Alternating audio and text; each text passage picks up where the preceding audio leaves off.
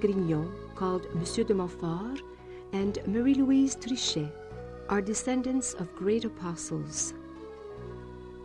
They taught both the people of France and the entire world to read and live with Mary the gospel of Jesus' wisdom. Under the reign of Louis XIV, the Sun King, Louis-Marie Grignon was born on January 31st, 1673. He was the son of Jean-Baptiste Grignon, lawyer of Montfort-sur-Meu, and of Jeanne Robert. In the Grignon home, the father was strict and of a rather violent temperament. On the other hand, Mrs. Grignon, the mother, was kind and affectionate. Marie-Louise was born on May 7, 1684, in Poitiers. Her family belonged to the middle class. She was the daughter of Julien Trichet, procurator in Poitiers, and of Françoise Lecoq. Marie-Louise was the fourth of a family of 8. In the Trichet family, the father was kind, jovial, and peaceful, while Françoise Lecoq was rather strict and strong in personality.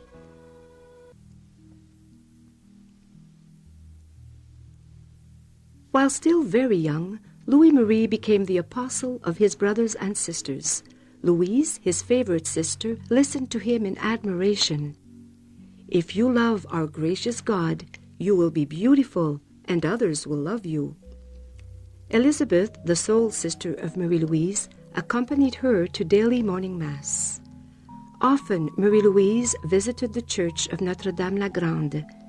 At the foot of the Blessed Virgin she knelt and prayed. At age 11, Louis-Marie attended the Jesuit college in Rennes. A serious student, he was noted for his great devotion to the Blessed Virgin Mary. At age 7, Marie-Louise attended school at the Daughters of Notre Dame convent. She was a serious, silent, reserved, but very determined student. In spite of his father's objections, Louis-Marie decided to become a priest. A lady benefactor offered to make the necessary arrangements for his entry into the seminary and to assume the costs of his studies. He began the 300-kilometer trek between his home and Paris on foot. While crossing the Cesson Bridge, and upon meeting a beggar, he gave him all the money in his possession and exchanged his new clothes for the beggar's rags. The only treasure he now possessed was his rosary and a small statue of Mary. After 7 years of study, Louis-Marie, now a priest, celebrated his first Mass at the altar of the Blessed Virgin in the church of Saint-Sulpice in Paris. His first years of ministry were tumultuous. In 1701, as chaplain of the hospital in Poitiers, he encountered myriads of problems. Urged on by his ardent desire to proclaim the gospel and to help the poor and needy, he wrote, "I had planned to prepare myself for the missions, and in particular to teach catechism to the poor and needy, but alas, I am not doing any of this." Together with trials came some joy. Marie-Louise, now 17 years old, came for confession to Father de Montfort. "Who sent you to me?" "My sister." "No, it was the Blessed Virgin who sent you." Hearing upon this, Mrs. Trichet exclaimed, "If you go to confession to this fool, Father de Montfort, well, you will become as foolish as he is."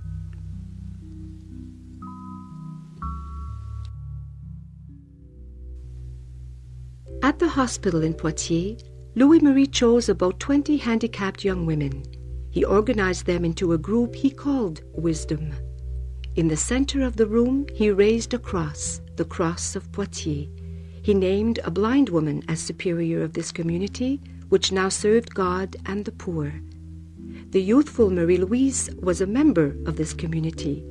At Montfort's request, she changed her middle-class clothes to wear a gray peasant dress, a great scandal for her mother and for the orthodox thinkers of Poitiers. Thereafter, Louis-Marie's relationship with the administration of the hospital deteriorated. In confidence, he asked Marie-Louise for advice. Should he leave or stay?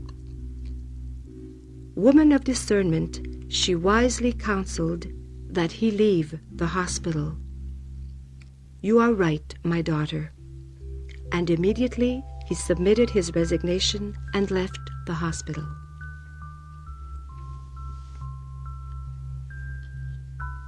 In 1703, Montfort left for Paris.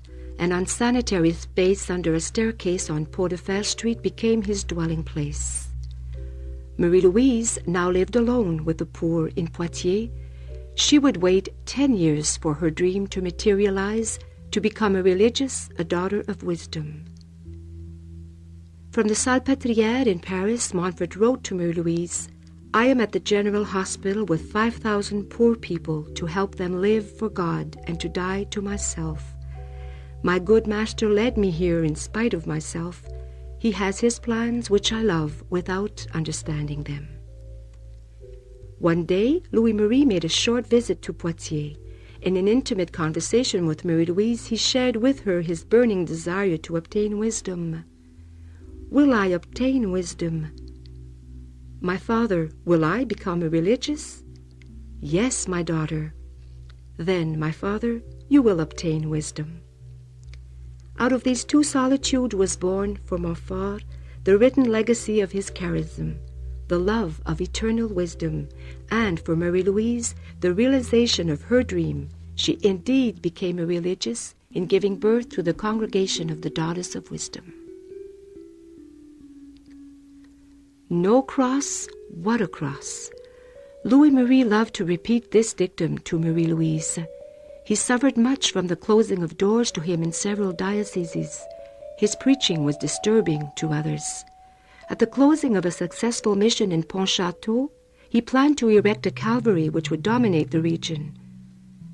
But the winds of fortune changed. Plots and schemes developed. The blessing was forbidden, and furthermore, Montfort was ordered to destroy the Calvary.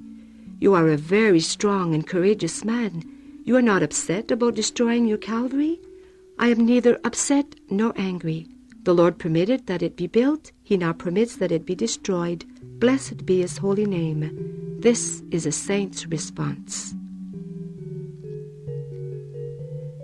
And Marie-Louise, accepting the cross, writes, "There are great contradictions, but as you know, the works of God are always strongly contradicted."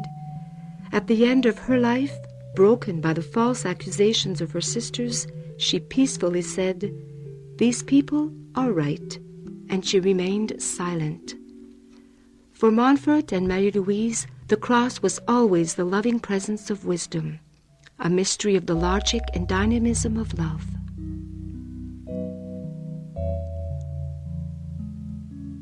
Montfort took on some missionaries to preach in surrounding countrysides. Original and creative, he discovered a pedagogy adapted to reach out to the poor. Visual productions, skits, banners, songs, processions. His ministry gave him inspiration, and he became a prolific writer.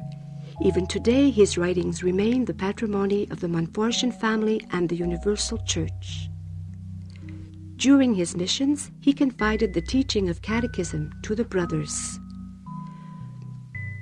Marie-Louise gathered young women to serve the less fortunate, prisoners, the sick, soldiers.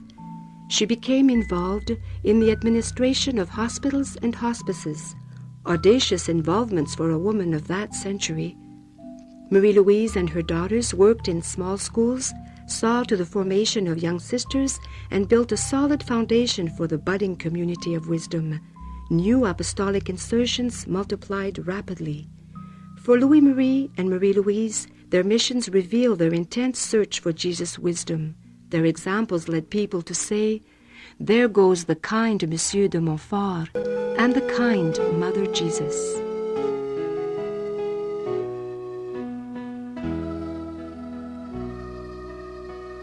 Louis-Marie and Marie-Louise went wherever God called them. Contemplatives in action, they knew how to leave solitude and to travel thousands of kilometers on foot or on horseback. Nothing could stop them when their goal was to make Jesus Christ known. Today, thanks to them, thanks to their daughters and sons, the Daughters of Wisdom, the Brothers of St. Gabriel, the Montfortian missionaries, they still knock at the door of our hearts. Montfort and Marie-Louise delegated their secret of life to us. Seek Jesus' wisdom and follow wisdom with Mary, the first disciple, Louis Marie the fool from Montfort-sur-Meu, and Marie-Louise, a fool like him, advance to meet us. And we, what can we share with them today?